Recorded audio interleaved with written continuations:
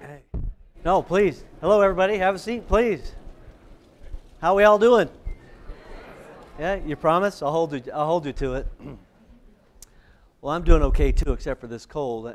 I know I was bothering my fellow passengers on American Airlines last night as I was coming home at 1 in the morning, as I'm sitting over there sniffling. But it's great to be back here. I just got back from attending the Executive Cyber course down at Maxwell, where trying to get an MIT professor to dumb it down to Jay Flournoy's pilot level on cybersecurity was an extreme task for him.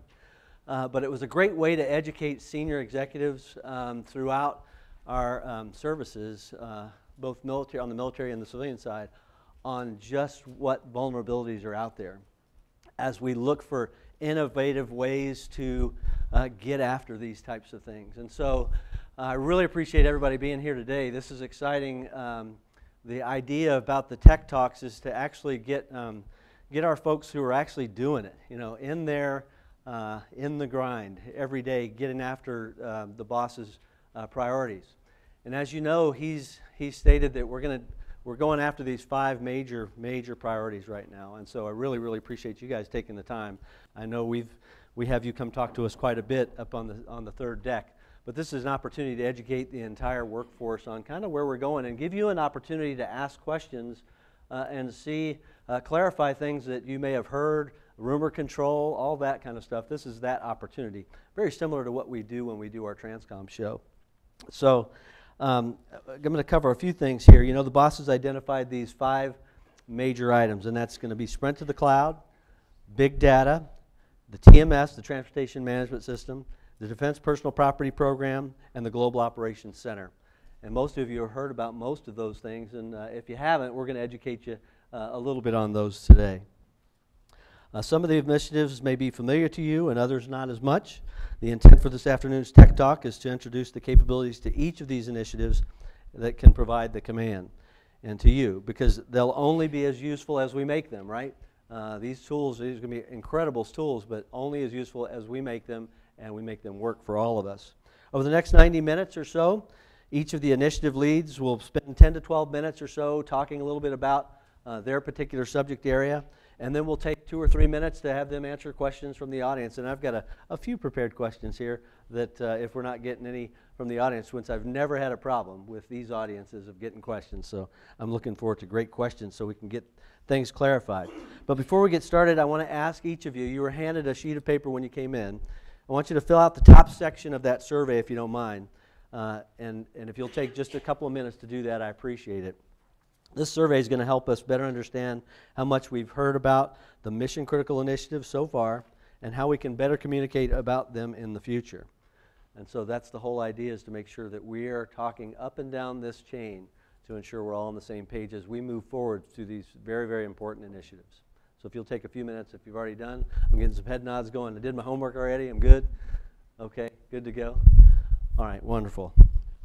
All right, let's get started then. First, I'd like to welcome to the stage Lieutenant Colonel Ross Morrell, who will start to talk to us about the sprint to the cloud. So the floor is yours. Yeah, thanks for being here. I'm going to give you a fist bump. There you go. Good. Welcome to the show.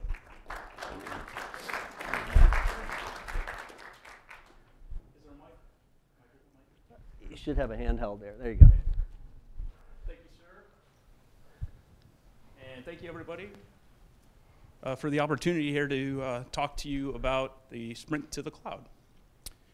Many years ago, when I was a young second lieutenant, I had an opportunity, and little did I know it was a great opportunity, to work for what was considered at the time an individual who was a legend in the federal government, in the IT community.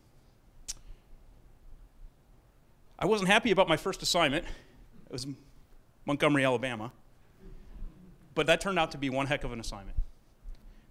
One particular meeting that I was in with this individual, as a second lieutenant, I was griping about a program and the status of this program and why the program manager was not listening to the smart, right way to do business that the second lieutenant was stating. Well, this man politely and pleasantly sat back in the chair, lifted his arms, and said, "Lieutenant, There are many ways to get to Atlanta from here, and some are faster than others. But the key objective is that we get there. And as a second lieutenant, I didn't respond. I reacted, and I said, huh? Many years later, I still, obviously, remember that engagement. And the other day, it got me thinking, not about going to Atlanta, but about moving. In my career, I have moved 10 times. And right now, at USTRANSCOM, we are in the midst of moving our IT portfolio from one house to another. We are moving it from our on-prem data center to a commercially provided government cloud. Now, like military moves, this gives us an opportunity to take an inventory of what we have. And what I will tell you is that our IT portfolio has got a lot of stuff. We have hundreds of vendor technologies, software titles. We have a lot of capability overlap, and we have a lot of technical atrophy. In some cases, it's like those unpacked boxes that you ship with you from location to location, but you never open it. So we have an opportunity to take an inventory of what we have and determine what we want to move. So as we migrate to the cloud, we are looking at 3 options for migrating our IT portfolio. And up front, let me tell you, we're not migrating the entire IT portfolio. We have started with our business systems and our mission applications. So we have 3 options. First option is we will do what we consider, it's called a rehost. We are essentially taking what we own and we are moving it from one house to another. Second option, which is called refactor. Refactor is we're taking our furniture with us, but we're going to upgrade it a little bit. So in some cases, we'll take our couch and we'll get it reupholstered. We'll take some of our cabinets and we'll get them revarnished. And that's really the design pattern or option that most of our portfolio fits in. What that enables us is to take advantage of some of these cloud-native services like database management services that will provide us automated patching and automated backup, elastic load balancing, the ability for the system to understand and to shift performance or to shift load across your application. And finally, it'll allow us to get rid of some of the deprecated technology that we have in our portfolio. And the third and final option that we have is called redevelop. And that is we are getting rid of what we got and we're going to develop anew. We are going to take the capability and develop it into a cloud-native technology. Now, when we started on this journey about a year ago, the first thing that the commander did was he stood up something called the Cloud Center of Excellence. And we have the individual in the room who was the leader of that stand-up of the Cloud Center of Excellence, Lieutenant Colonel J.J. Reister. J.J. stood up a cross-functional team across the command whose goal was to assess, understand the portfolio, and get moving, get migrating our applications.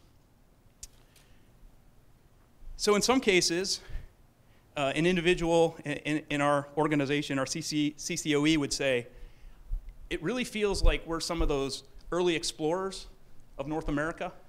We thought we were going in one direction, but actually we were going in another direction. So when we uncover that, or when we discover that we are going the wrong way, we'd stop, we'd assess, recalibrate our compass if needed, and then we'd shift and go in another direction. In some cases, going the wrong way actually generated better outcomes. But the goal and the main objective of the Cloud Center of Excellence was to demonstrate the idea, the cloud idea, not to sit around and talk about it. So we failed. We failed fast, and we learned.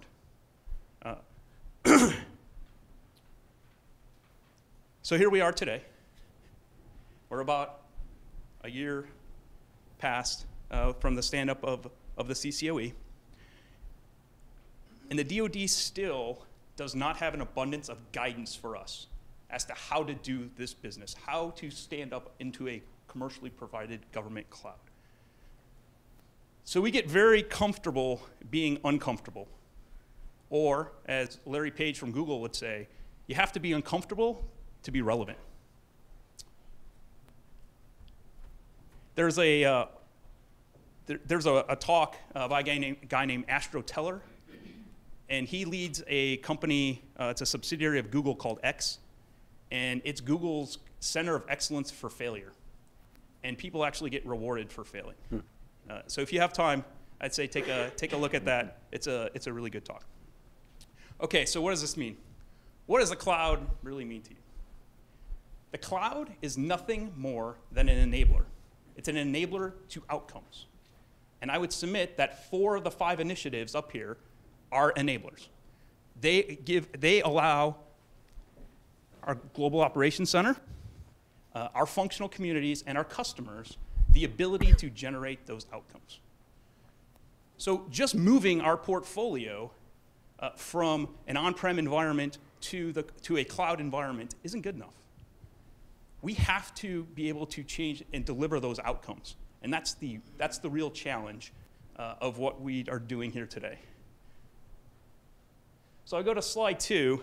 This was an email that General McDew sent out to the command in June. And I've highlighted, and of course it was in red, but now it's in green. So I highlighted just a couple of things.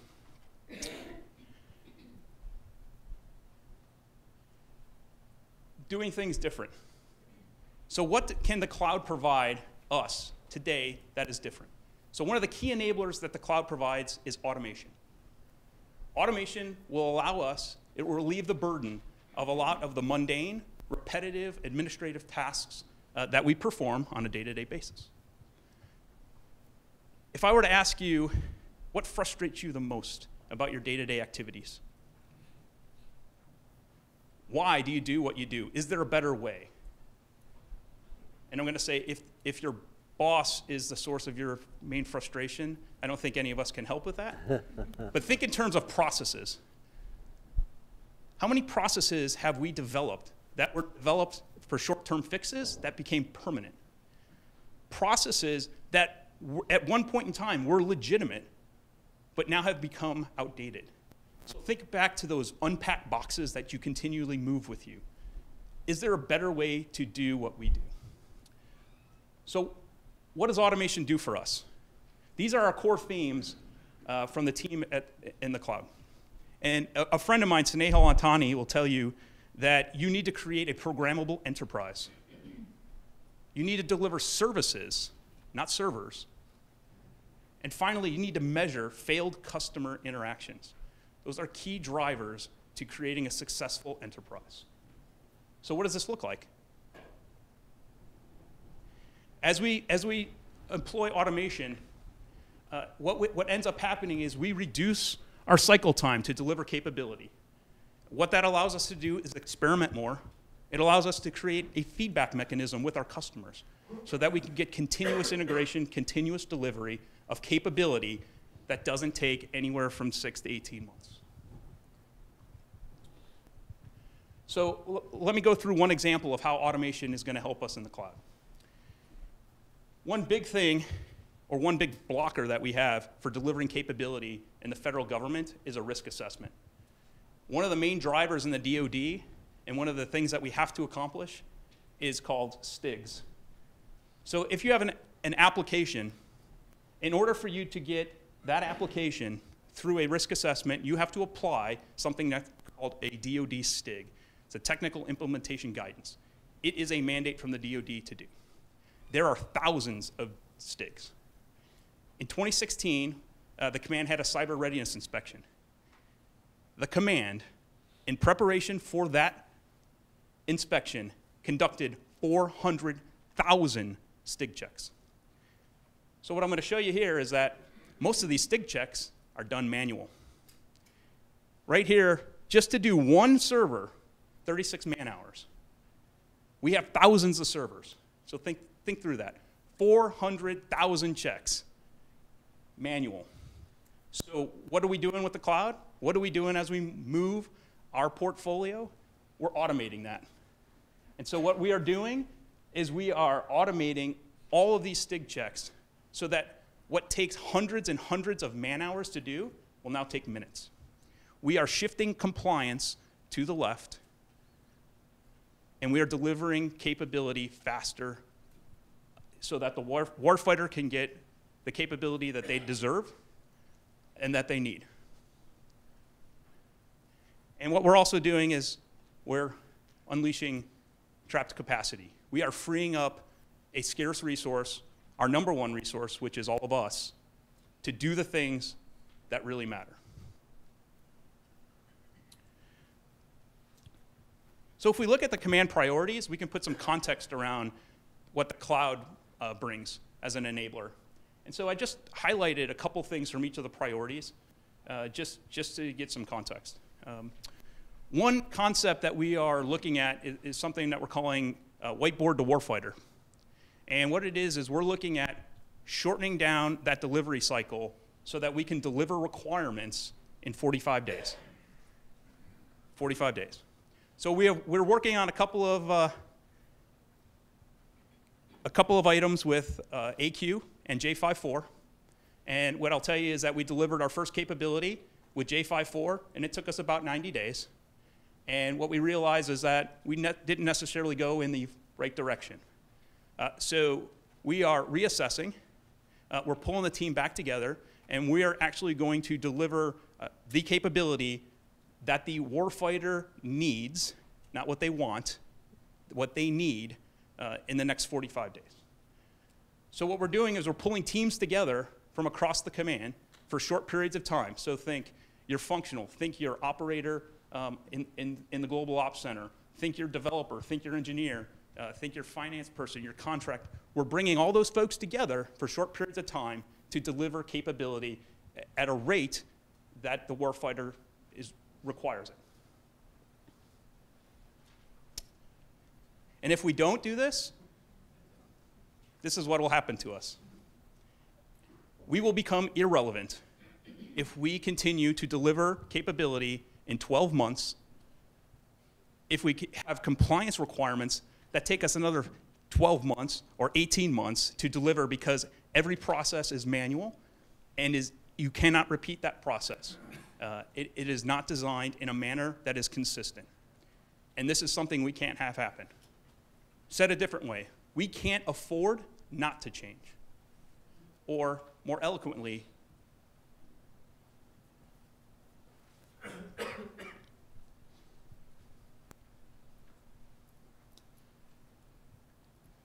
oh, my last slide isn't there, sorry.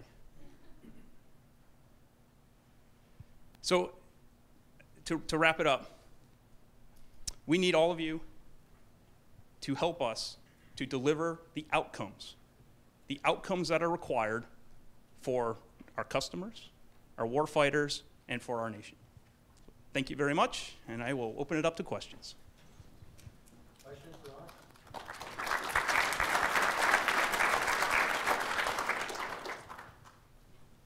One right back here. Actually, I have a few questions. Chief Bulk, I'm getting ready to retire, so I've got a lot of questions that I need to get out of my system before I retire in a month. So first one is looking at the cloud as a structure. How is the information going to be transferred? Is that you guys looking at blockchain as a mechanism for sending and receiving information in and outside of that cloud structure? That's the first question. Second question is, from a directorate side, what is each director going to be looking at as far as capability within the cloud, as in how much storage capability are they going to have? Okay. So the first question I'll answer with blockchain. Yeah, that's not on a roadmap yet. But what I will tell you is that every transaction is encrypted using DoD-approved encryption technology. So in most cases, you have FIPS 140-2 compliance for encryption. Every API call that is made is encrypted. And then we manage the keys, so for all that encryption, right? So a big thing that we usually get is security of the cloud. And you're right, we don't control everything now because we are leasing space from somebody else. But we have complete control of our data. And there are encryption measures that we have in place. So data in motion, data at rest, leveraging the key encryption, but no blockchain. And then in terms of when you say each directorate, it depends, in all honesty, what the requirements are from the directorate. And in some cases, so we're focused on the mission systems right now. So not necessarily your day-to-day activities at your desktop. So just application or mission applications. And what I would tell you is storage it's unlimited. It's a matter of how much do we want to pay, right? So the more storage we consume, the more we pay. But I will tell you that we no longer have to do capacity planning up front. So today, with an on-premise data center, right, every year we have to do capacity planning. How much space do we think we're going to need for the next year, or the next 3 years, or the next POM cycle? So capital expenditures. In the cloud, you don't. It's all operation. You pay for what you consume. So the answer is it really depends on the directorate and the amount of data and the type of data that you have. Sorry, I got more. Let's give somebody else an opportunity if they have it. One more question, so we can continue. Otherwise, we'll be here all afternoon. Any more questions? I do have one. Let's see here. There it is. You talking about that security of cloud? Because I just had this discussion down at this course. I bet you did, sir. Pretty interesting. How are we going to defend and protect against cyber threats in the cloud? How do you see that? Yeah. Yes. So. Yes, sir. So the cool thing about USTRANSCOM that when I go around to sort of other DoD working groups for people who are looking at moving to cloud, USTRANSCOM has what's called a Tier 2 cybersecurity service provider. That's ourselves. So we've actually designed our architecture so that we will transfer our CSSP, that's what it's called, services. So we will do the same level of intrusion detection and prevention in the cloud just as we do on-prem. Now, the why stays the same. The how we do it is going to be a little different because we won't have access to certain things because we don't own the infrastructure anymore. So there's different mechanisms that we're going to have to use to get the same visibility into that traffic. But what I would tell you is that the cloud actually provides natively more security than what we currently have on-prem. Right now, we have very minimal application level security. By default, the cloud provides that. So I'm not overly concerned about the cloud provider security. I'm more concerned about our ability to protect our own self in the cloud. Through our own hygiene. Yes, sir.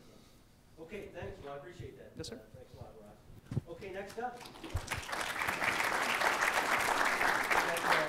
Major Paul Shekloff, and he's going to talk a little bit about big data. So thanks for being here. Hey everybody, so Paul Shekloff, leading the command's big data initiative. And I'm going to talk a little bit about big data and what it kind of means to you, so you guys can picture getting better understanding of big data. So one of the things that, as far as big data goes, we as a command, or globally, there's a current relevant problem as data continues to grow exponentially. And as data continues to grow exponentially, it becomes less and less relevant because it's getting harder and harder for you guys to take a look at it, analyze it, draw conclusions from it, and then execute against those conclusions. So to combat that problem, the command has charted a path to a big data solution, what we're calling the enterprise data environment. So one of those things and the benefits that we're trying to achieve is the fact that we wanted to be able to visualize our data. We want to be better at storing our data for the command. We want to be better at securing that data. And of course, we want to be able to analyze that data, do some predictive analytics, prescriptive analytics, things that you might have already heard in some of the discussions around the command, like terms like machine learning, artificial intelligence, things that are currently happening in the commercial sector that the DoD is just starting to scratch the surface on. And that's actually what we're trying to achieve. So the boss kind of set us on that prototype and on that path. He wanted us to dream big, and that's what we're trying to achieve right now. So one of the things that I want to highlight is that what we we as a command have a lot of missions here, and those missions rely on the data that we have in our systems. Currently, within the USTRANSCOM portfolio, we have about 70 C2 systems just within our portfolio. All those systems are siloed. Some of them talk to each other, some of them do not, and that causes a problem. I bet right now if we polled, most of you spend most of your time trying to figure out questions that your bosses ask you by going through those systems, rummaging through the data, and trying to pluck out what is relevant to you, what is relevant to answer that question, and that's the majority of your time. So you're not thinking about that next step of beyond taking that data and going and thinking about what is that next step to you, and what could we improve in that process. So that's what we're actually trying to achieve through this solution, is we're trying to make sure that we take all that data, put it into one environment, consolidate that, make that environment easier for you to look into, pull out that data, and then draw conclusions faster than you previously were able to do before. The next step to that would be then taking some of the conclusions you've already drawn up from that data and building onto those conclusions. So getting to that prescriptive, that predictive analytics portion. And that's where we started off on the path. We started a data center of excellence team, kind of what Colonel Morrell mentioned and Colonel Reeser started with a cloud center of excellence. We started a cross-functional team within the command to do that. Currently, we have members from J3, J54, JD-PAC, of course the J6 team, helping us out in charting that path. We're going after a data strategy for the command to set a certain guidance and standards on how we want to manage our data within the command, because that's also a big concern. So this is kind of the command's problem statement right now.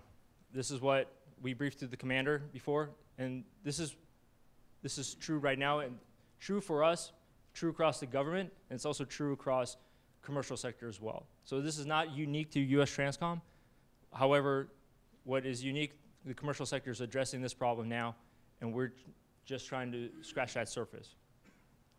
So if you look at it, right now we have multiple diverse data sets that we're managing independently of each other. We want to consolidate those, bring those together, get you better analytics. The result is you can't access it, you can't analyze it, you can't action on it fast enough, and that's what we want to improve that. To achieve our missions, we want to get that data in real time to the decision makers so you can execute on that decision right there, this instance. So whatever it took you, whatever's taken you days, months to achieve and get results back, we should be able to narrow that down into seconds or minutes, or completely automate it for you. That way what you're seeing is just a potential set of COAs, and you get to spend the next 5, 10 minutes or a day analyzing what is the best course of action for us to take as a command. What does that mean to you is in the long run, it gets efficiency, it supports your missions, and it reduces the cost for the command. So the solution set we set it out to be is what the commander's intent was. He wanted us to implement a joint deployment distribution-wide data environment for the entire joint force. We're starting off that path, currently just focusing on USTRANSCOM. The JDD encompasses a lot of things, not just USTRANSCOM. We have DLA, we have our service partners, we have other government agencies that make up the JDD, so it's quite large. When we took the poll of just how big, as far as data sizes, we are well into the petabytes as far as storage.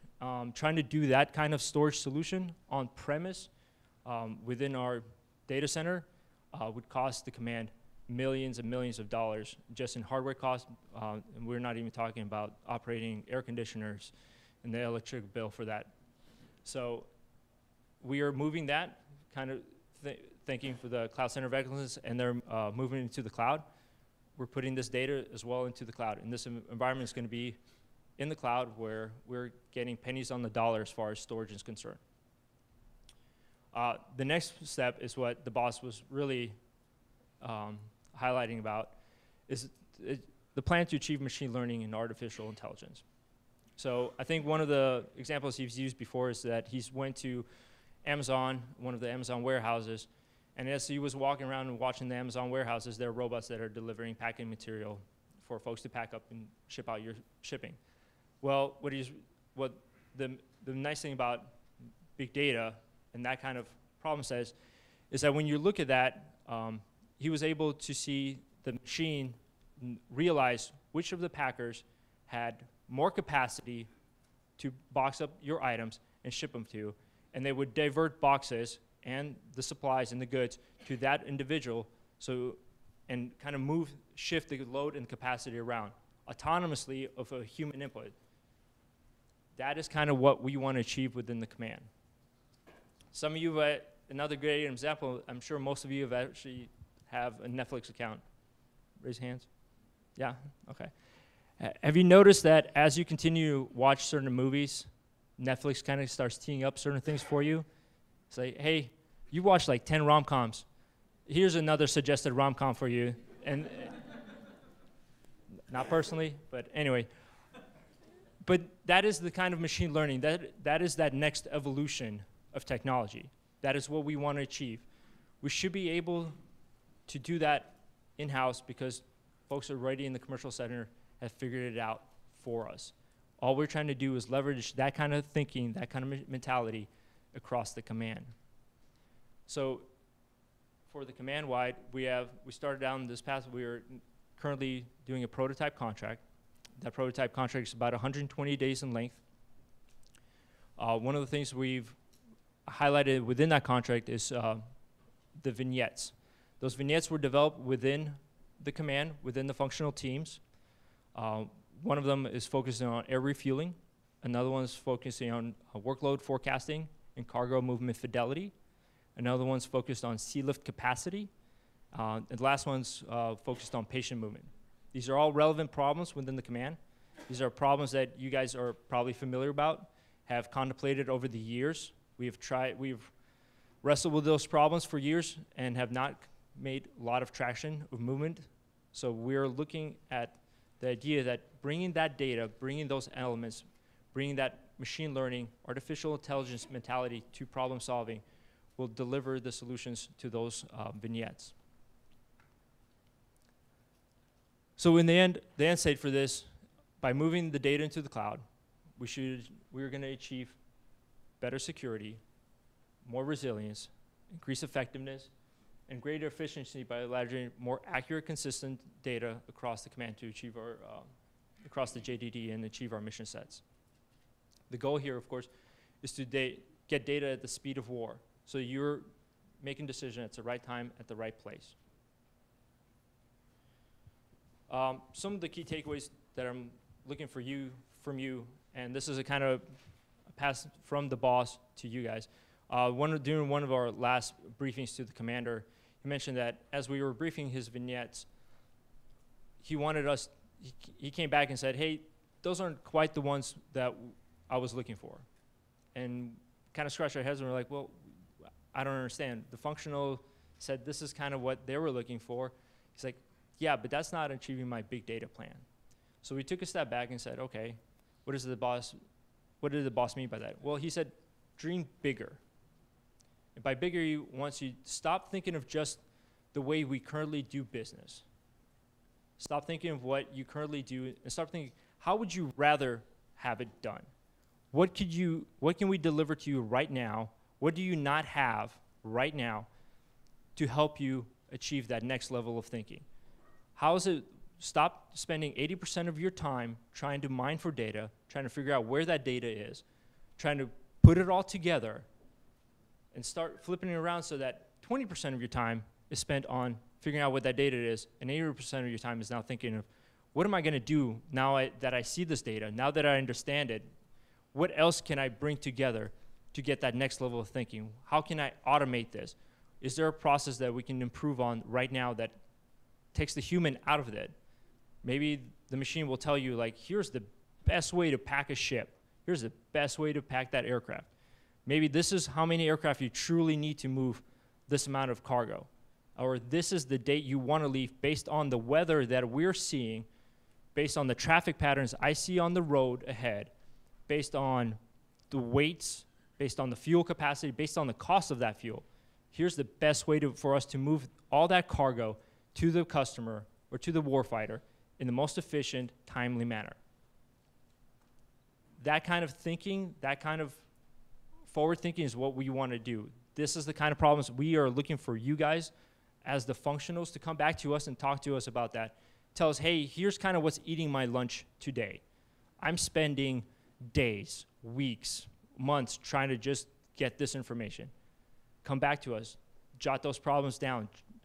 Give the DCOE team those problems, and collectively we will prioritize them and start working those problems for you. And that's the goal.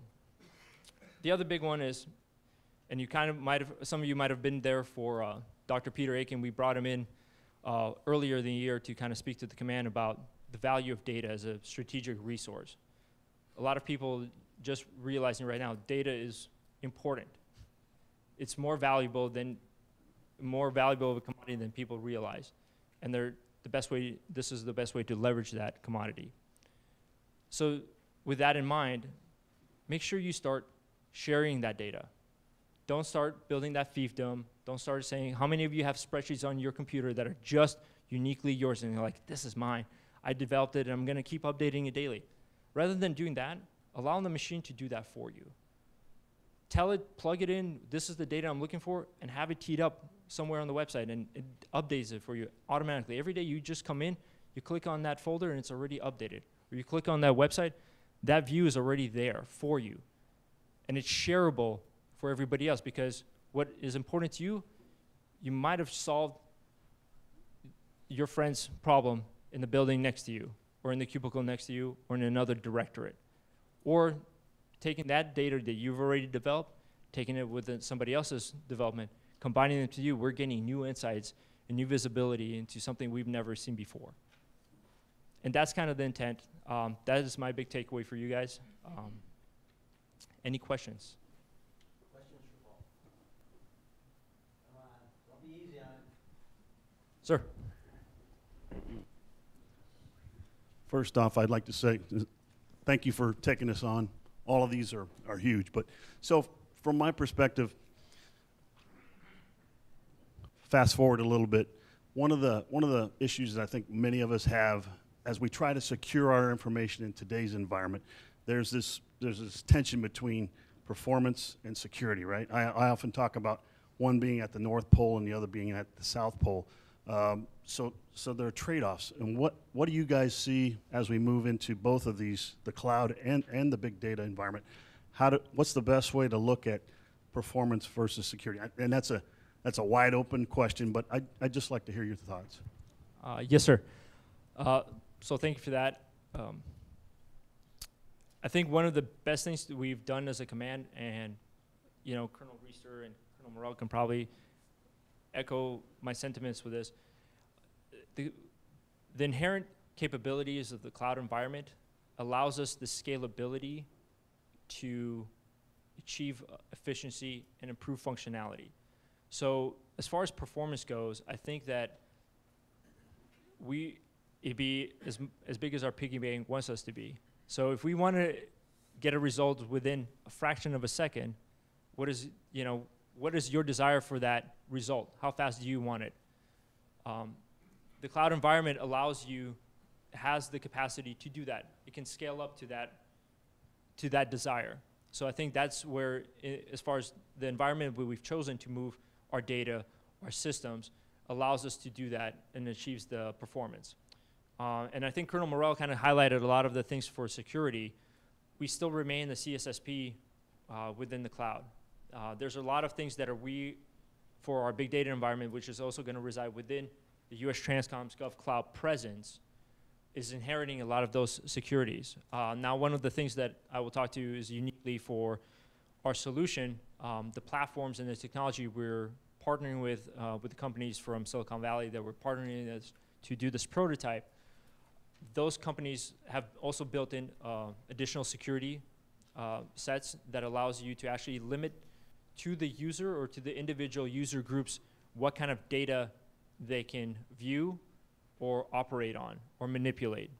So we could allow folks to view data, We can allow folks to pick and choose which data they can manipulate. We can restrict how folks can combine data as well. So I think there's a lot of security that's inherent not only within the technology, also within the cloud platform.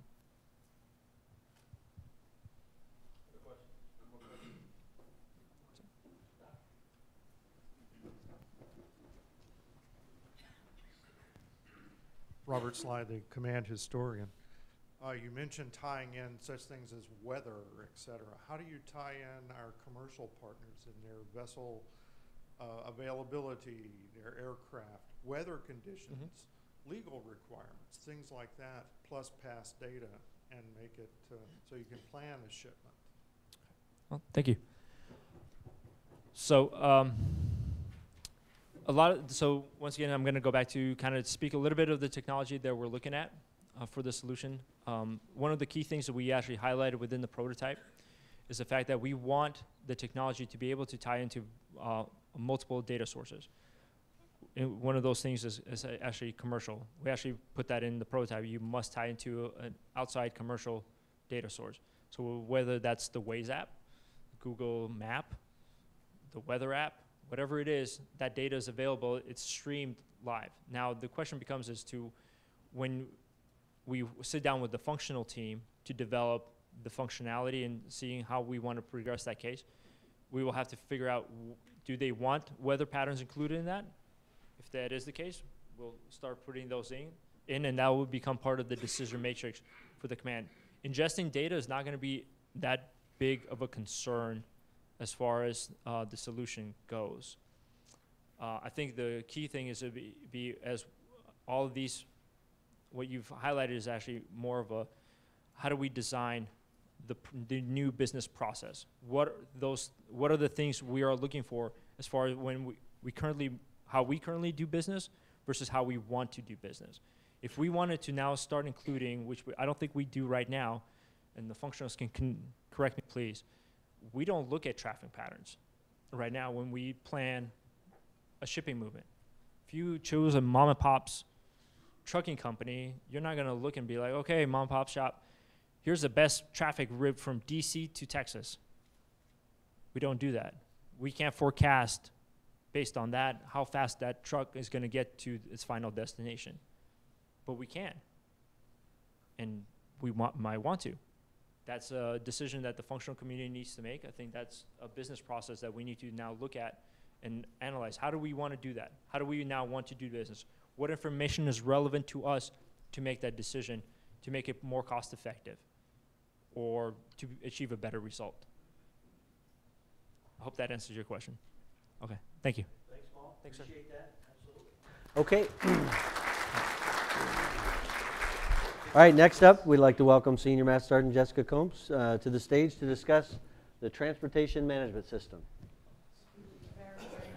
Yeah, exactly. He just said, speaking of the Transportation Management System, and the two briefings that I've just heard are just blowing my mind right now. Like, we're doing that, so when are we going to get there with the cloud and the big data analytics? This is huge. So anyway, Senior Master Sergeant Jessica Combs, thank you so much for letting me be here to talk with you guys today about the Transportation Management System. And no, I'm not on the core team, and so you're probably wondering, who the heck are you and why are you talking about this? But thank you so much to the core team for inviting me to come here and talk to you real quick about what I actually do and why I care about the TMS. I'm aerial porter by trade, a 2T2, work within AMC on the A4 staff in the transportation division. Currently, what do they call me? One of my hats is a superintendent of the Innovation Systems and Futures branch, and we're working on Aerial Port of the Future programs.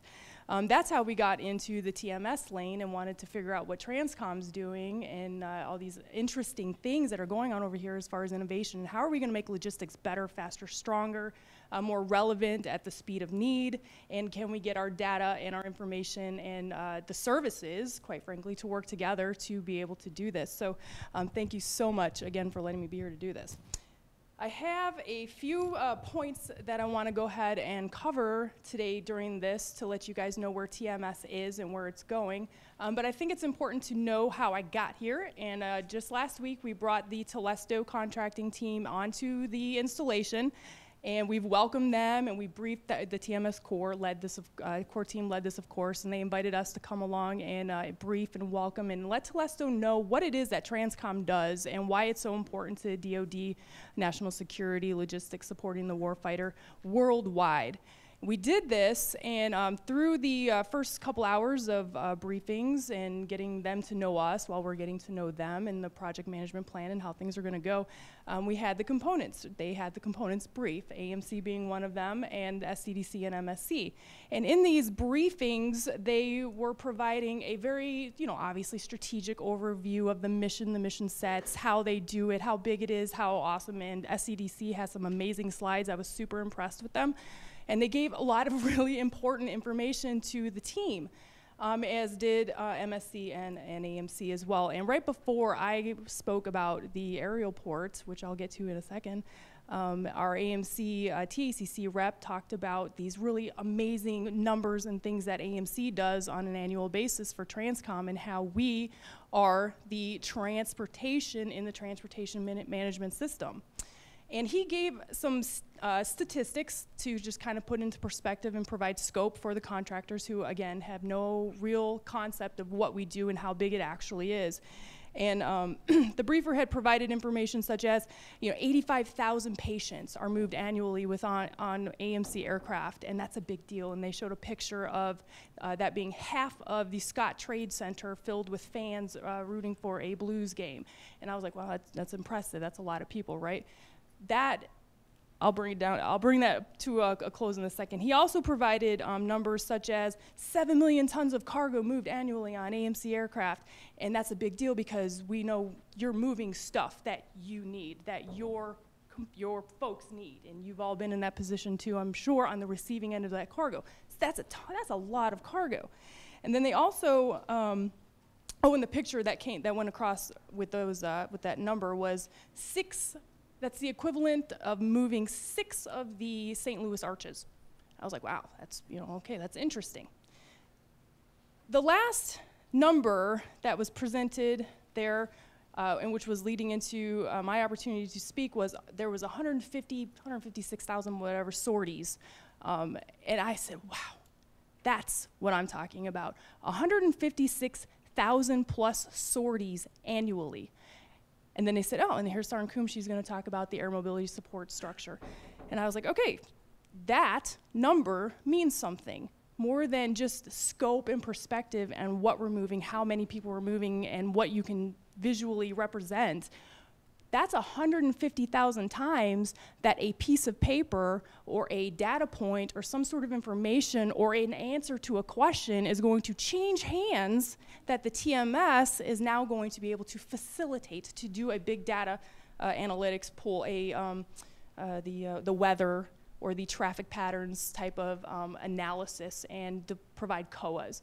And so that was an opportunity to really drive home what TRANSCOM does and why the transportation management system is absolutely essential in propelling DoD logistics capabilities into not only this century, but century or time beyond, and continue to build the capacity and the capabilities of what we can do to be effective.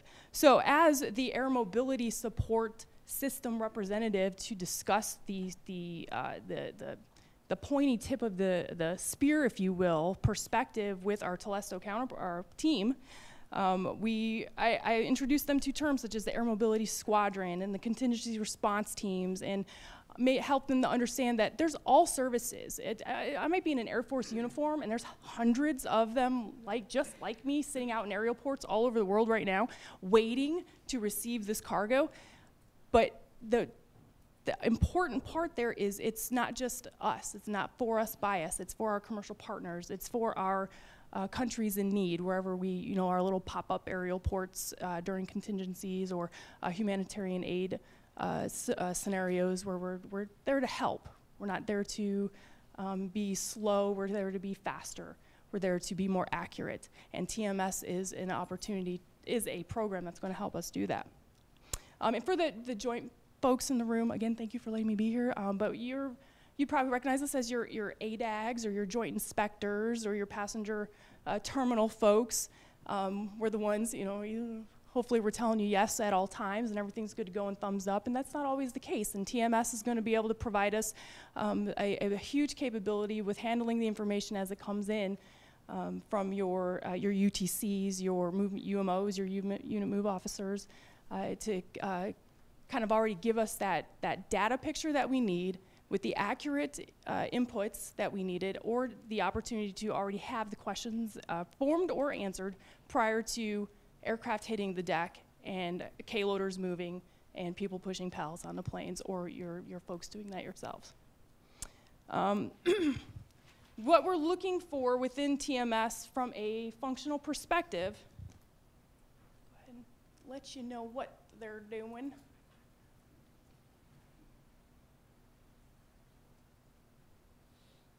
The plan order, ship track pay, that is the actual functions that the TMS is focusing on. And in this first iteration, the first prototype, 1.1, we're focusing on the, the plan, the ship, and the track, just for scope. And then here's a few things that the TMS is going to give you capability. So I'm going to leave that up there for you to just kind of peruse over while I talk about how the TMS is going to provide an opportunity to remove the barriers that we often have experienced at that pointy tip of the spear. The folks out there right now, as we speak, in this auditorium, are banging their heads on desks, kicking sandbags, wondering how are they going to get this forklift to that point, or when and how are they going to support all of these aircraft or all of these trucks coming in, because they didn't, their schedule, their sequence of events has been wildly thrown out of whack because there was no visibility on the MyCat piece that just showed up. But oh, I remember I had 3 phone calls on that last night. They were expecting it yesterday. Why did it just show up today? And it has caused some sort of turmoil in an aerial port, right? And it's happening right now, I guarantee you. And that's the interesting thing, and that's where all of this work that TRANSCOM is doing to drive home this, or to help this transportation management system support the warfighter in that perspective is absolutely essential. And the things that we're looking for, what they're looking for right now, is is timing going to be a factor? Are we going to be able to improve timing? Are we going to be able to improve accuracy, flexibility, transparency in the logistics chain of events, if you will, or the planning factors? I care that I have trucks coming in. I care that I have trucks going out, but I'm an aerial porter, so why would I care about that? I care because you care, and I care because your folks care. And that is how we need to enable our logisticians, for a service agnostic term, to be able to support everything that we're doing from the top down, middle, operational, tactical, and then to be able to flex and be agile in response to those mission capability parts that are coming in as an emergency, those patients, those emergency aero medevac missions that are eventually going to be rolled up into this TMS to help with that planning. As I was listening to the cloud briefing, bravo, very excited. I was going to come up here and say TMS is you're creating the logistics playbook, TMS core team, and I applaud you for that. And I was going to call it a game changer. No, the cloud and big data is the real game changer here. TMS is going to be the combatant commands and the future multi-domain airmen, future multi-domain logisticians. That's going to make them the MVP. TMS is the MVP in this story. And so let's do it. Let's show them what we're made of. And then, excuse me. Some of the other things that we're looking for, if you want to be the MVP, you have to be fast, you have to be agile, you have to be flexible, you have to be smart, you have to be able to adapt, you have to be able to lead, you have to be able to follow. TMS is going to enable the most valuable players out there to be able to do exactly what is needed when it is needed. TMS is also going to be able to provide us with a capability of the feedback loop. I think what we're missing right now in the logistics field at that pointy tip of the spear, where I need to care, where I need to lead, where I need to supervise and train, is that feedback loop. I don't know until somebody else is upset that we did something wrong. that something was inaccurate along the way. But I do know that I want to help you figure that out. And it might not have been my problem, or it might not have been something I caused in the airlift system. It might have been something that came over from the shipping system, but I can't see that. I can't, it's difficult to have that conversation with a Navy person who's working at like the shopkeeper, or however their NALOs are discussing their cargo movement. So it's hard to have those conversations. So TMS is not only looking at from a system perspective, but also from a policy .mil.pf perspective. How can we streamline that communication? How can we find those very common points of discussion and be able to communicate in a way that is understood across a logistician line of communication versus just a service line of communication?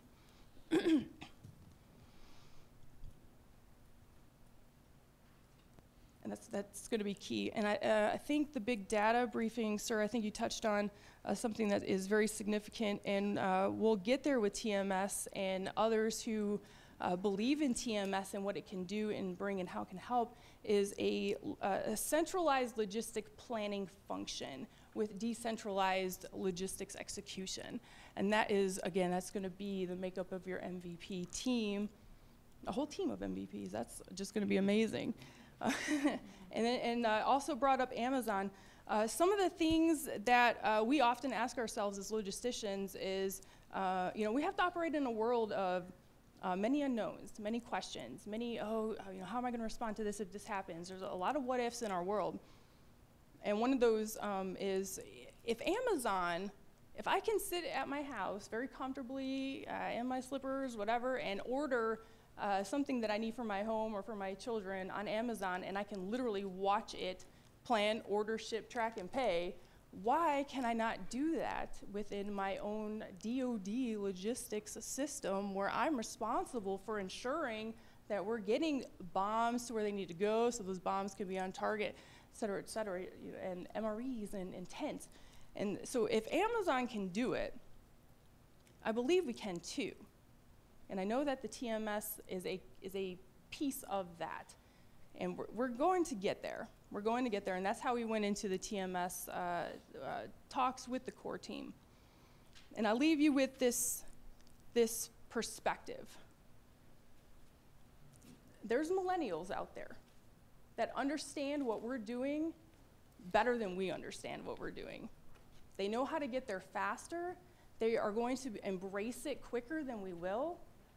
Enable them. Give them the pizza app on their cell phones that tells them when their dinner's going to arrive.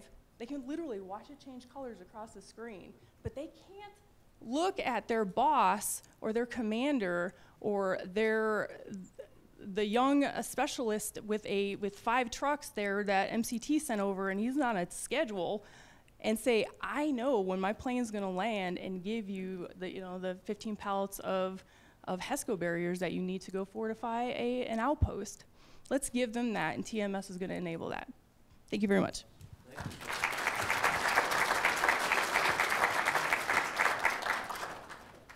lunch, where'd you get that energy? Holy Okay, questions for Sergeant Coombs? No, I mean, that's fantastic. Thanks so much for your time. Sir. Really Thank you very appreciate much. it. Absolutely. Okay, up next, Colonel Ralph Lunsborough will talk a little bit about DP3 and our personal property program. Hey, good afternoon. So just for some quick background, about 11 months ago, Lieutenant Colonel Todd Jensen, who's actually sitting in the back helping me out, came up with some OPT recommendations that he put together with all the services. And one of the key findings from that was that the entire personal property program inside of the TRANSCOM should all be consolidated under one organization and put underneath an 06. So I walked in here in July. I was the lucky person who got the opportunity to do that. And I kind of joke, but really it is an opportunity. There's a lot of great things that we're looking to do with the personal property program. Most of what I'm going to talk about today is going to be IT focused. There's a lot of other things going on, but since this is a tech talk, I thought I'd focus on what we're doing on the IT side. So General McDough really, I think I've talked a few times. he is really all about taking personal property and looking at it as, you know, we don't move personal property, we don't move people's household goods, we relocate families. And that's really the approach we've taken with all this, is that we are focused on relocating families and making that experience better for service members, DoD civilians, and of course their families. Everybody wearing the uniform has moved a few times. You have moved at least the last couple times, probably the last 3 or 4 times, using the current Defense Personal Property System. We have had some issues with that. You know, it's old architecture. The test environment is not what it should be. Some of the stuff we talked about with the cloud is the exact opposite of what we have with DPS. And so one of the things we wanted to do is get after the front end of the movement experience for people by trying to make a system that was much more user-friendly for everyone as they go in and set up their moves.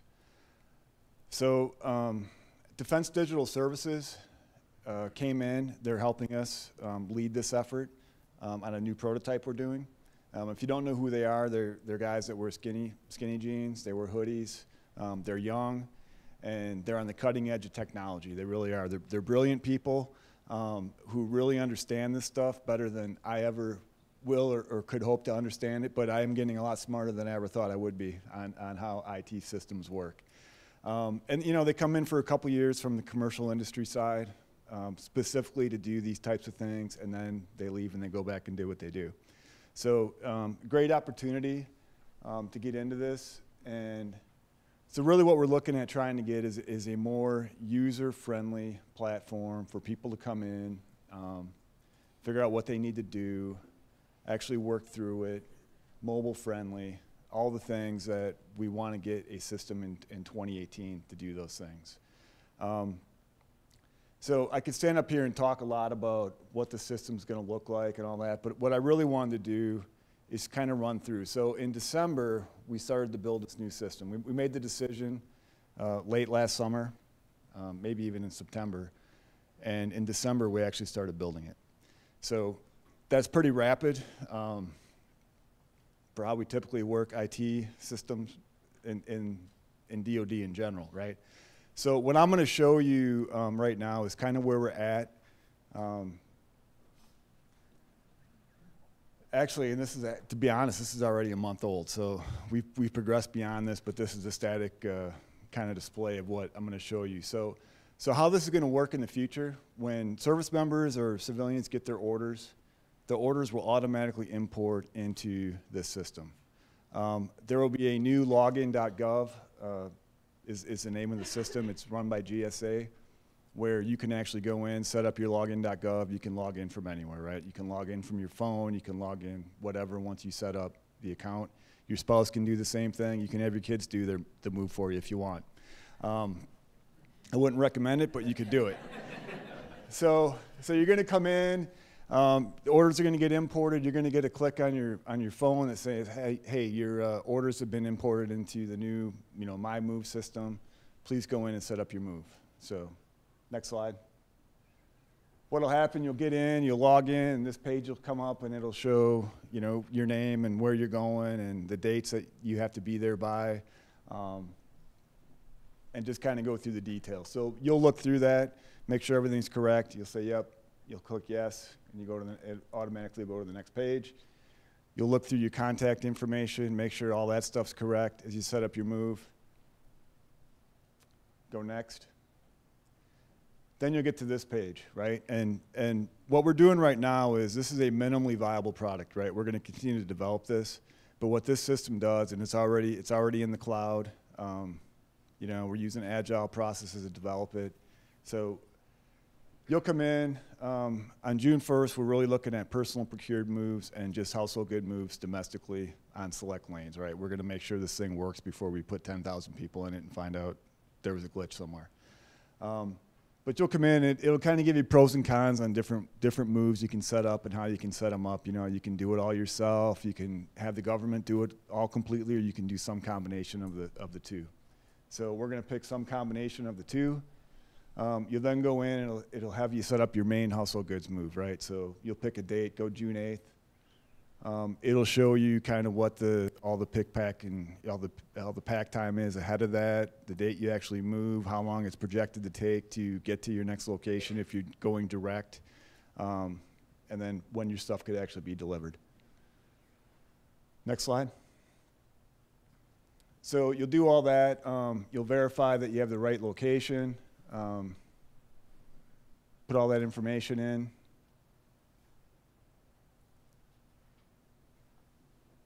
Then it'll get into the weight estimates, right? So there's a couple of different things we've done on this. We upgraded move.mil back in December, made it more user-friendly based on some information we had done over the summer and into the fall, working with actual service members, their spouses, family members, kind of trying to capture the experience from their perspective, and change a lot of this from systems that have been written by transporters for transporters to written on behalf of service members for service members. So one of the things we've done in there is we put in some weight estimators. If you don't want to go into move.mil and use that weight estimator, which is a little more tedious but more accurate, you can do some quick different things inside of the system. One is you can just simply put how many rooms are in your house and kind of give you a rough idea of what your weight looks like. So put in 6 rooms, it shows you 7,200 pounds. You already have your entitlement up there, what your entitlement is based on your rank and where you're at. And it'll tell you, you can adjust as you think necessary based on what you have. You can then add in your pro gear, whatever weight you think that is, and it'll kind of break down on whether you're projected to be over your weight or not, which gives you an idea before the people come out and actually do the pre-move survey, so you can get rid of some stuff if you need to. Next slide. Then it'll go through a bunch of screens that show all the different unique things that are out there that you might have. In this case, like, do you have a flat screen TV that's over 65 inches? You say no, everything's good. Move down, there's some other things. Most people have a washer and dryer, so you put that in. Is it front loading? Click yes. Do you have the bolts? You don't know. All this stuff just kind of goes in and it feeds into the TSP, so they know as they come out and do their pre-move survey the things they need to look for to get ready to do a better job with the packing. Then you get into the shipment 2 piece, which is your personal procured move. In this case, we're going to assume you're just moving a few things in the back of your car or your pickup truck. You can kind of estimate what you think that weight's going to be, and then based on how far you're going, it'll kind of give you an idea of what your incentive is to actually move that stuff yourself. Then you're going to get to the page that you would think you would see, which kind of lays out all the things you just did to make sure that you did them correctly and you have what you want. Go to the next. And then here's a nice feature that we don't currently have. What we do currently is you have to download a bunch of forms, you have to sign them, you have to scan them back in, and then upload them back into the system, which is probably okay if you're sitting at your desk, but when you're PCSing, you're probably not sitting at your desk. You probably don't have a scanner. There's a lot of things that are difficult with that. What we're doing now is, 1, those forms will be automated, and 2, you'll be able to sign them right inside of the system, right? So basically, you're legally verifying that I reviewed all this and I'm good, and you can move on right from that spot. So then you just have this final review page that shows, yep, you set up your move, everything's good to go. It's what I want, it's what I'm doing. Go down to the bottom. And it's basically just a confirmation page. And then I think what you'll get, is that the last page? That may be the last page, yeah. So anyways, that'll pop up. At that point, you should get a note. You should get an email on your phone again that says, hey, your move is set up. Everything's good to go. This is when you should expect a call. So we got some feedback loops built in there to help people out. So I will tell you that, like I said, we're going to roll this out on June 1st.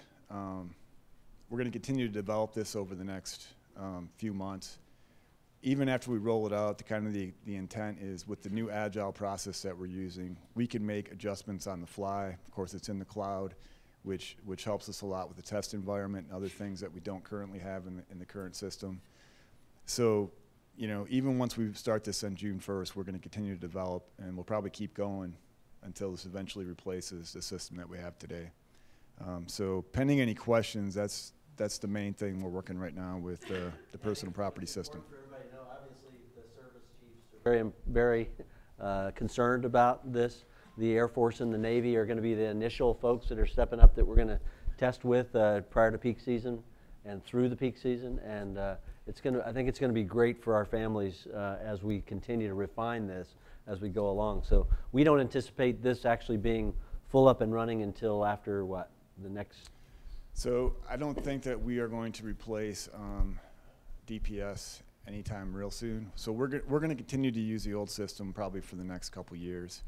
But I think what will happen is we will slowly, depending how this thing works, and I will tell you that, what you saw was 3 months of work. All that stuff actually works now inside of the system. We're actually working on the mobile-friendly part of it as well, so you can do all the stuff on your phone. We're really trying to get to where the younger service members, where most service members really at this point live, and that's on their smartphones, right? Almost everybody has one now. So, we're going to start June 1st, minimum viable product. We're looking to do a couple thousand people over the summer, but really it's not going to stop at the end of the summer. We're not going to stop and assess. We're going to be doing that throughout that process, and then we're going to move into the next phases of this, which is just to keep expanding. So I hope to be doing the bulk by next summer, and probably the summer after that. Yeah. Right. There are a lot of volunteers, I think. So. Yeah, there are a few volunteers. So. All right. Well, thanks very much. Really appreciate your time. Yeah. So we have time for one. Oh, you had a question. Yes, sir. I just had one question. As a retired military person, and I'm sorry, most people can probably hear me. As a retired military person, I think that this is a great thing. We've been there and done those moves. I'm part of the TMS core team, and I'm interested in knowing what was your change management strategy, and how are you making sure that this word is getting down to the lowest level? So. I will tell you that I have no shortage of communications, starting with frequent notes that I send to General McDough to send out to all the service chiefs. So, I mean, there's that top level. We also put in a new governance structure last fall, which on the official side works through a council of captains and colonels and a general officer steering committee, which pushes information up to that level. And then we've done a number of things with PA, with the communications plan, to try to get that word out. We just did a PCS week 2 weeks ago, which is really focused on social media, getting the word out through social media on all the different things that are going on, things people need to do to prepare for their moves, just a number of different things. Yeah, great video was launched not too long ago explaining how that goes. It's pretty impressive, so, yeah. All right.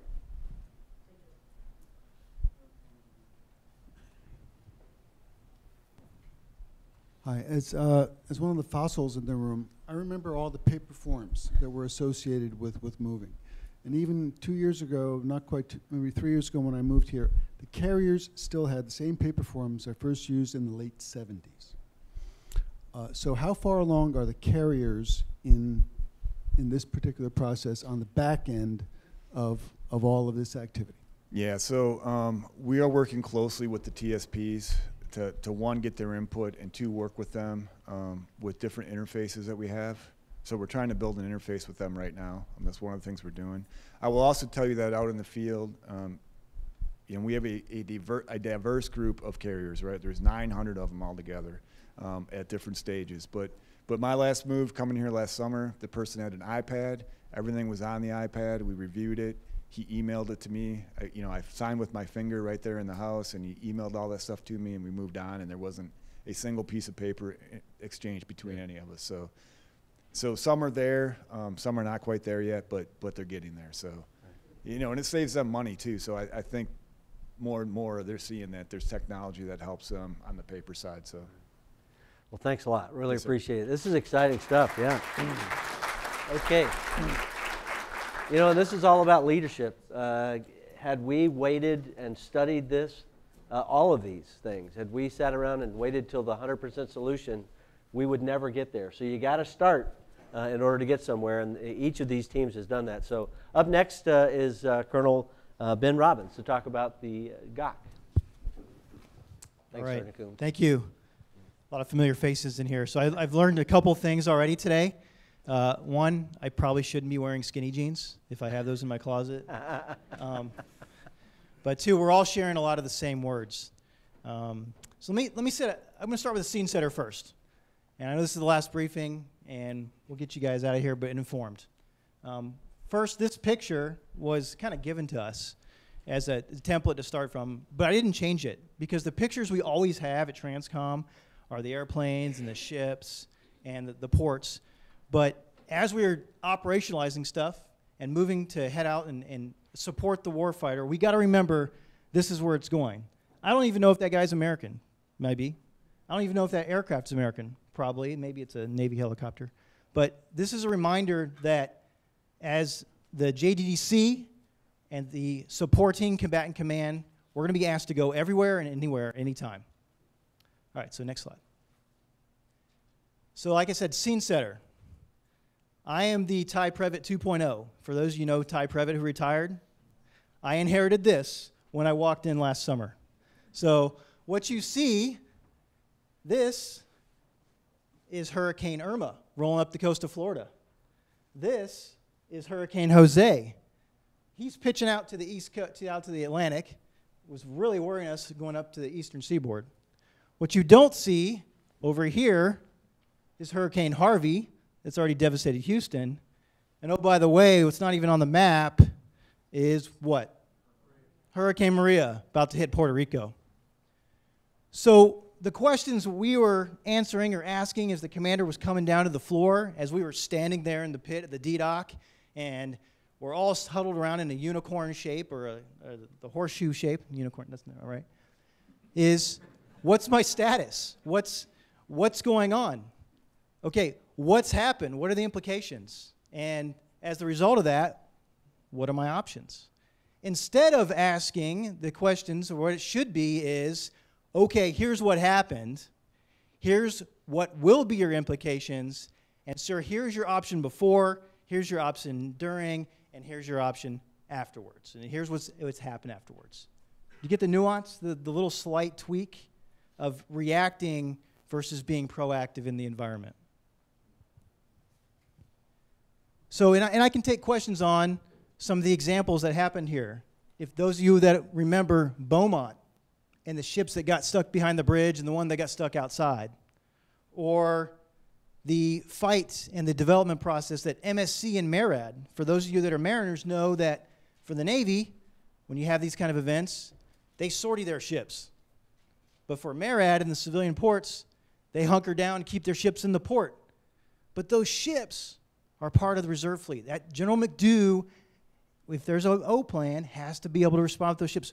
But MARAD's making the decision to protect their assets. So that dialogue between the civilian counterparts and MSC has to happen. So we started to see an uptick of these daily calls of, okay, it's this far out. It's this far out. What's my sortie? I have 2 days. Am I going to sortie? So these conversations with our civilian counterparts, with the fourth component. The airlift capacity. Everybody knows CENTCOM's the big gorilla, right? Everything goes to CENTCOM. For the first time in this event, CENTCOM got told no. Your 1 Alpha 3s, these DISCA operations, are the most important thing. You're going to have to wait. What are your most important priorities? Because TRANSCOM, as General Jackson says, my boss, General Jackson says that TRANSCOM was kind of like FedEx or the mail service. You call, we haul. We never said no. But now the capacity is limited. We're responsible for the globe. There's other events going on around the globe, and this was the first taste of that, where a full third of the strategic airlift fleet was dedicated to this, and we didn't have enough to lift everything that they asked for on their time to meet their RDDs. And then finally, those of you may remember what happened down in Puerto Rico with Ponce, JTFPO launching the Britain, our own multimodal operation out of Charleston. So, okay, so next slide.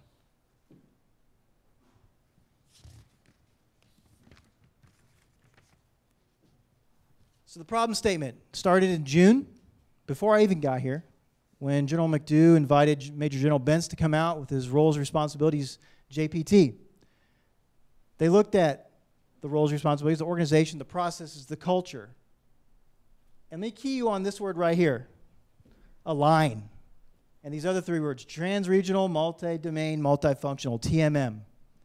So getting this culture, the organization, to align where we're going, to get at the speed of war, to get at these other words the other briefers have talked about, the lethality.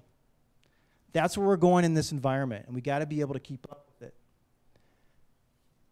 Staff outputs to set, balance, and use the globe. And the key words here, identify and accelerate strategic decisions. So we found out from the hurricane, we couldn't quite get the strategic decisions teed up in time. And then we rolled right into Turbo Challenge 18. Kind of caught, be honest, caught a little flat-footed because we were so absorbed in the hurricane, couldn't do all the planning, and it took us a while to get to the right strategic decision space for the commander. So again, accelerating to balance the globe to get that lethal force where it needs to go. So the solution is a Global Operations Center. You might have heard these words, 4 key words. I call them CPR2, hasn't caught on yet. You guys can help me with that. Capacity, posture, readiness, and resiliency. You've seen the Cub. Those of you who've seen the Cub, seen the Cub kind of change. You've seen the components, the divisions start to brief these words. That is where the focus is going. Capacity, posture, readiness, and resiliency. And to get at proactively coordinating so you don't get behind in the hurricane or whatever event is going on in the world. All right, next slide. So how are we going to do it? We have a GOC working group, Global Operations Center working group. My day job is as the Chief of Current Ops. My night job is as the Director of the GOC working group. We noticed, so there's 5 lines of efforts focused on organizational structure, decision cycles, common operating picture, a COP, you've heard the term COP, knowledge management, infrastructure changes, and then integrating the other lines of effort.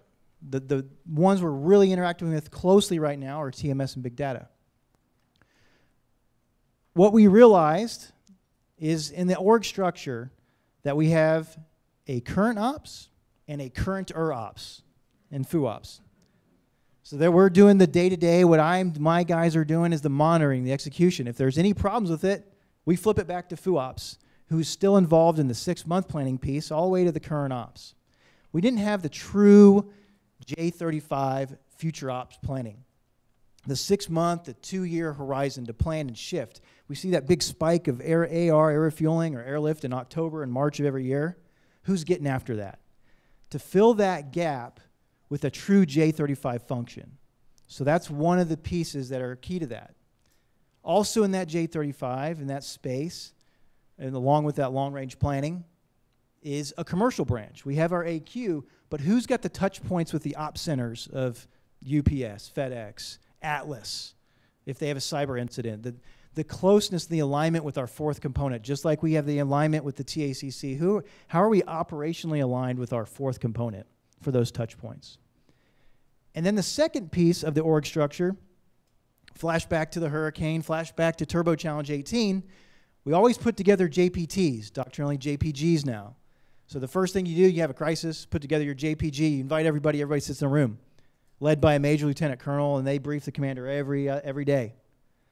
But then the JPG, where are they taking their direction from? Would they report to the FU ops chief? Sometimes. Would they report to the CU ops chief? Sometimes. Or maybe the GOC director. So we didn't have a great process, a great gap filler for monitoring the globe, executing the globe, working the capacity for the globe, and not losing sight during the current event of whatever is going on, the current crisis. And so we tried something. And when we had the JEC out here, we had the JEC come out and look at our areas, and they said, you know what it sounds like is you guys want a CAT. That's what CENTCOM have. CENTCOM has their plans, everything's going on, and then a crisis erupts, they put together a CAT, they launch their CAT, and they discreetly direct the joint planning team or the joint planning group. So that's where we're going for the org structure. Enhancing the decision cycle, the crisis cycle. The battle rhythm, that's where y'all come in. The steady state battle rhythm to the crisis battle rhythm. The reporting requirements, taking what the priority intel requirements are, matching those up with our reporting requirements to the commander, matching that up to the battle rhythm, compressing the battle rhythm, and producing that good decision for the commander. The common operating picture. Everyone has, not everyone, but most of you have seen the geospatial common operating picture, the globe. But what we are moving towards is not only just the geospatial picture, but integrating the data up from the directorates, up from the components, across the combatant commands, and sharing with the joint staff, and sharing with our partners, with our agency reps. The commander's briefing area, like I mentioned, General McDough and General Broadmeadow will come down every day at 1600, stand in the middle of the DDOC, stand in the middle of the Ops Center. It's not a very good place. Most JOCs, fusion centers, whatever you want to call them, have a place for the commander to take his briefing, to provide direction, provide that strategic direction to the command, to be able to have the VTC in the environment for where everyone can hear what he is thinking and what parameters they're setting for that operation. So the Global Operations Center is changing. There will be some change. There'll be a briefing deck on the area. There'll be an area for the CAT. And that's what will be developed by the end of the summer. And the last piece is the TMS, working with these guys, and they're tied into the global, the GOC working group, having our reps tied in with the TMS and tied in with the big data, and then a little bit more into the cloud. And so that the air refueling story that the big data is talking about, or the sea lift, or the cargo movement, we can shape and say, this is what I need. These are the requirements that I require. So these, in the end, the capabilities will enable those clearly defined roles, responsibilities, as we define out that org structure and call it like it is and build it like as we require and as we need. Increase our situational awareness so that we can provide those better options when we identify those implications ahead of time, and then adapting and evolving. That's it for me today. That's my last slide. So. Any questions about the guy? No questions. Everybody's like, I gotta go. All right, well, thank you, Ben. Really appreciate that. Yeah. Okay, well, I hope this hour and a half, which has gone relatively quickly, was productive for you. I encourage you to continue to participate in those things. We have the TRANSCOM show coming up here this month, where the guest is going to be Alan Meisenheimer, and our State Department representative, our POLAD, where he's going to talk to us and kind of educate us on what they do for us here at U.S. Transportation Command. But I can't thank the team representatives enough, really, for all the hard work. I'm watching it every day, and I see the hard work that each of you and your teams are putting into this. We haven't given you a whole lot of resources to work with. We're working that hard. And I realize that the crowd out here, many of you are on these teams, and you're doing your day job as well as contributing to this team. So thanks to the entire team. I appreciate it if you take time to fill out the bottom portions of those surveys now that you've been here. You've done that little bit of homework, and then you can put them in the boxes on your way out. Really appreciate your time today, and hope you have a great afternoon. Thanks a lot.